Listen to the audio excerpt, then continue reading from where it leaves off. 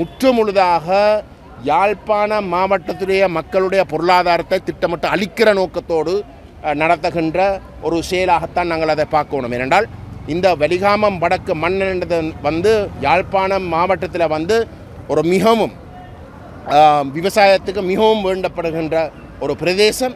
அது முழுக்க பொருளாதாரத்தை அளிக்கிற நோக்கத்தோடு இந்த மக்கள் இந்த சந்தர்ப்பத்தில் பாதிக்கப்பட்ட மக்கள் ஒழுங்கு செய்த இந்த போராட்டத்தில் நாங்கள் பூர்ண ஆதரவை வழங்கி இதில் கலந்து கொண்டிருக்கின்றோம்.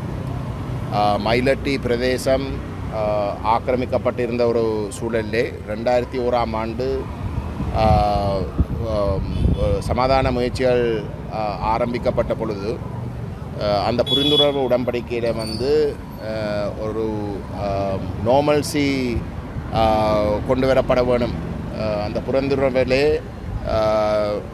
அன்றாட வாழ்க்கையிலே மக்களுடைய அன்றாட வாழ்க்கையில் சகஜ நிலை உருவாக்கப்பட வேண்டும் என்ற ஒரு நிபந்தனை இடப்பட்டிருந்தும் கூட இந்த பிரதேசங்களில் மக்களை மீள குடியேறத்துக்கு இராணுவம் அனுமதி வழங்கவில்லை.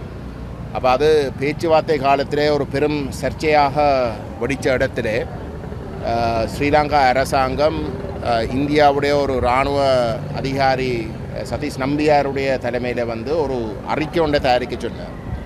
அதாவது இந்த அதி உயர் பாதுகாப்பு வலயங்களை எந்த வகையில் அணுகிறது, அதை விடுவிக்கலாமா என்ற கருத்தை கேட்டு ஒரு அறிக்கை ஒன்றை தயாரிக்க சொல்லி கேட்டிருந்தார்.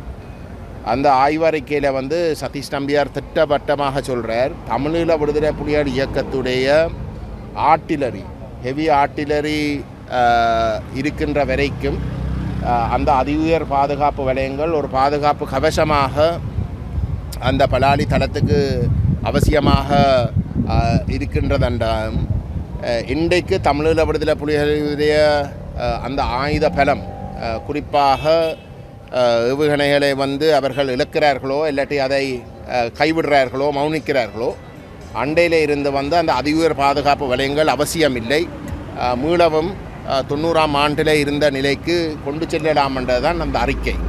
இன்றைக்கு ஆயுத போராட்டம் மௌனிக்கப்பட்டு 17 வருஷங்கள், தமிழீழ விடுதலை புலிகள் இயக்கத்துடைய ஆயுத போராட்டம் இல்லாமல் இருக்கவும் அந்த அறிக்கையின் பிரகாரம் விடுவிக்கப்பட வேண்டிய காணிகள் விடுவிக்கப்படாமல் இருப்பது என்றது முற்றிலும் நியாயமற்ற ஒரு செயல் என்றது நிரூபிக்கப்படுகின்றது.